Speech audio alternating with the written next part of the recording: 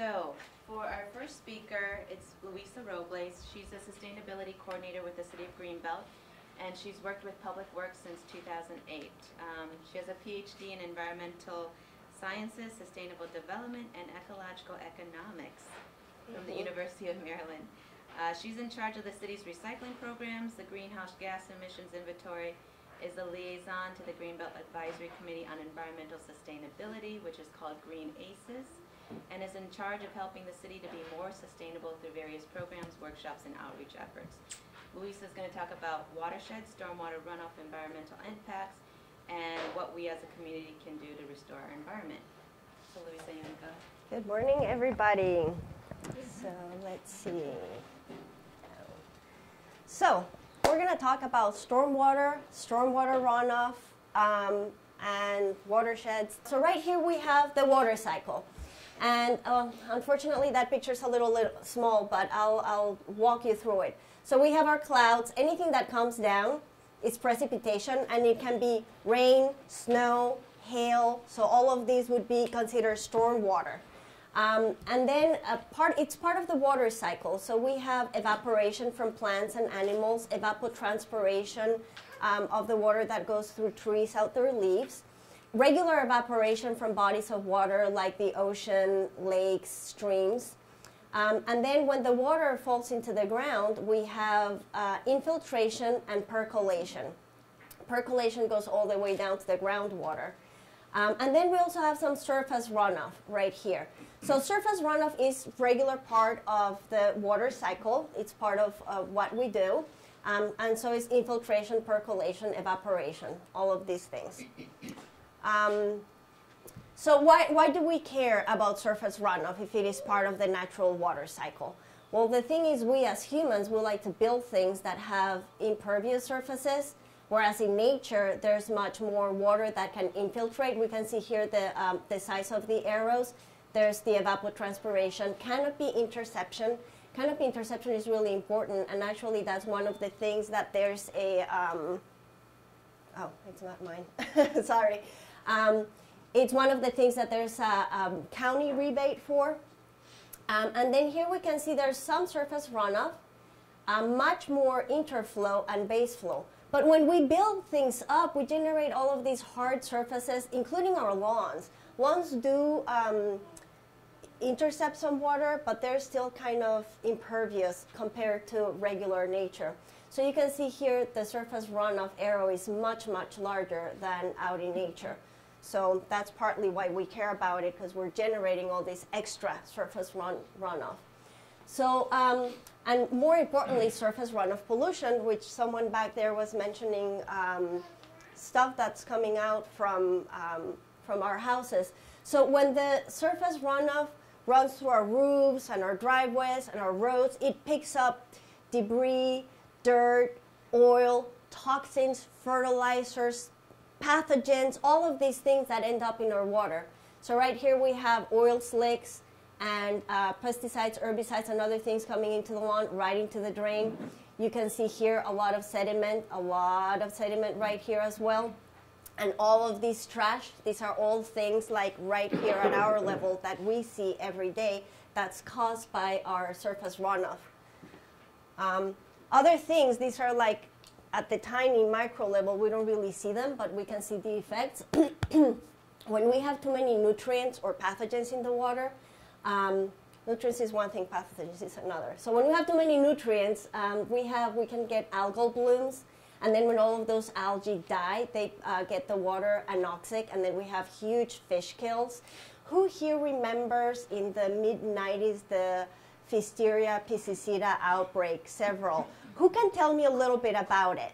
Do you remember the connection, more or less?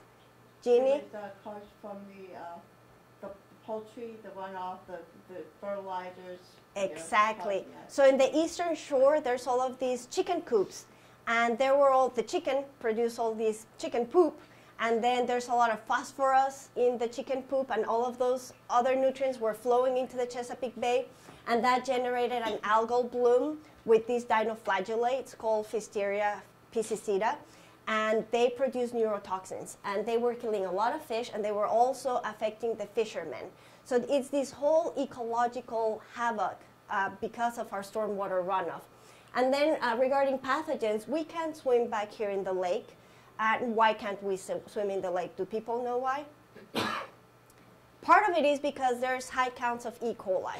And all of our bodies of waters, or a lot of our bodies of waters in Maryland and in this area actually have high counts of E. coli. That's considered somewhat normal now, but that means we can swim in them. That's kind of sad. And that's coming from our pet wastes and things like that. That's why it's important to pick up after our pets.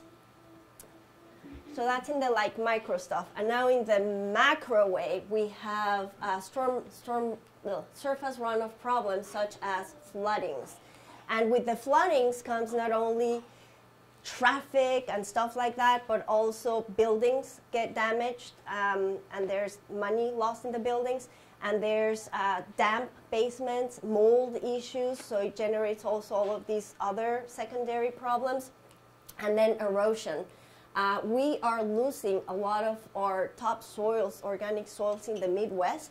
All of that is flowing into the Mississippi River. And all of those pesticides and herbicides and things are flowing into the river, out into the Gulf of Mexico.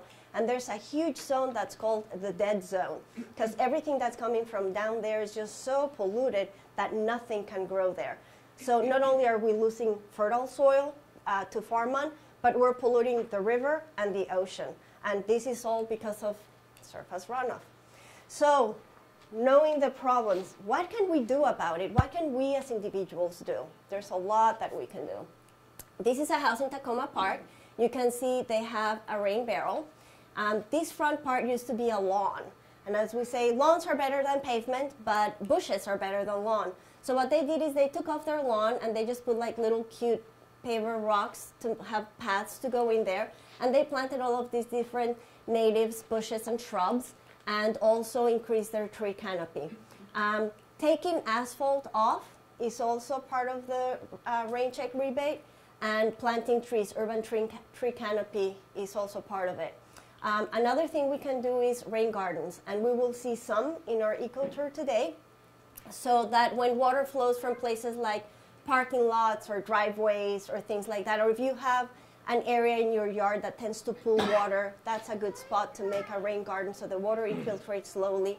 And with all of these different plants, sediments get caught in these concave surfaces, and then the plants, as they grow, they absorb a lot of those extra nutrients and toxins that are there and process them. The soil has a lot of good microorganisms that process those toxins, so by the time the water infiltrates and percolates all the way down to the groundwaters, then it's cleaner water. And this is a green roof somewhere in DC, and it's the same thing. The water falls here and all the plants absorb all of the excess water, nutrients, etc., that may have been caught as the water is falling.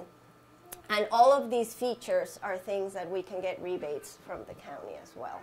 So the Yes? plants that you plant, are they the ones that you will absorb a lot of water, or For like when you're thinking about planting a rain garden? yes, Or, there's special kinds of plants to plant in the rain gardens and in the roof gardens as well.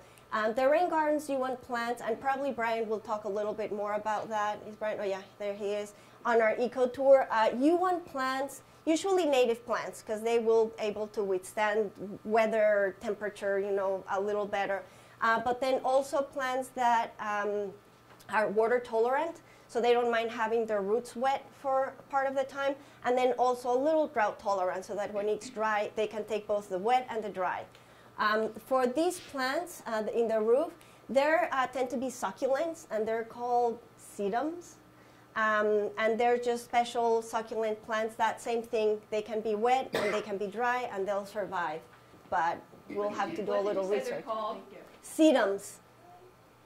Sedums, S-E-E-D-U-M. Yeah.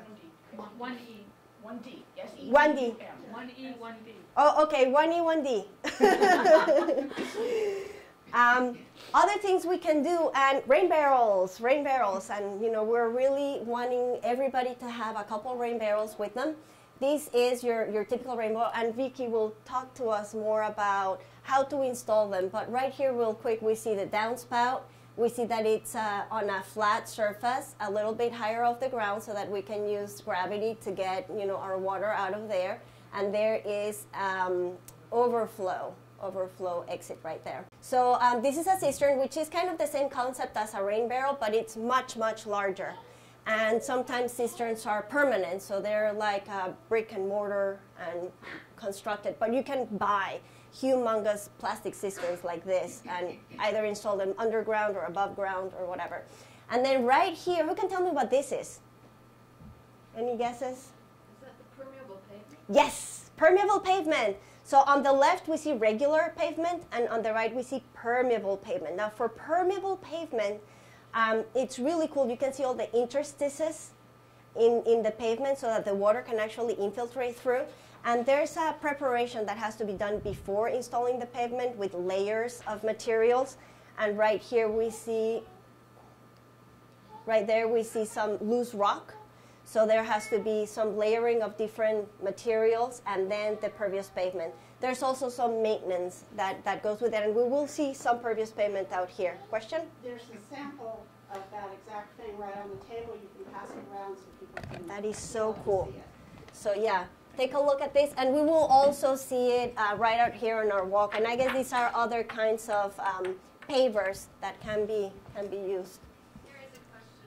Yes?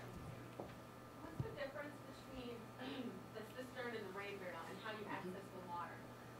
I think the rain barrel, you know, the gravity will carry it out, but how do you access the water from that? Probably in the cistern you will need a pump, and I think the basic difference is size. And probably Carol can tell us a little bit better because it is part of the rain check program as well, and they have cisterns and rain barrels. Will you talk a little bit more about that? Okay, so I think the basic difference is just size, and you can have a pump here installed. Actually, you can have a pump here too, but usually with gravity this does the job, whereas this one you will need a pump. Yeah. So now we know the problem. What can we do? And he's like, oh yeah, green roofs, green gardens, it's all great, but how can we really do it? These things are expensive. How do we go about it? And first thing, that's what this workshop is for. So we're gonna learn how to do it. And thanks to the county and the rain check program, we get some money back for doing these things, and we'll have people just tell us. And then if you live in GHI, who lives in GHI? Some people, we need special permittings to go through. If you guys choose this type of barrel, we'll need to get an exception. It is doable, but you know, we need some paperwork, and Matt Barris will talk to us about that. And Vicky will tell us different types of barrels, not just this one, but other barrels that we can use. So it is easy being green. And thank you all for being here. Any questions? Next speaker. Yeah, any questions?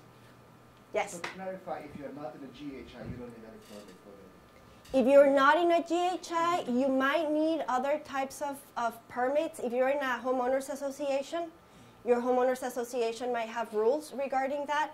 But usually, if you're just living in a single family home that doesn't have a lot of rules and regulations around where you live, you can install that rain barrel, no problem.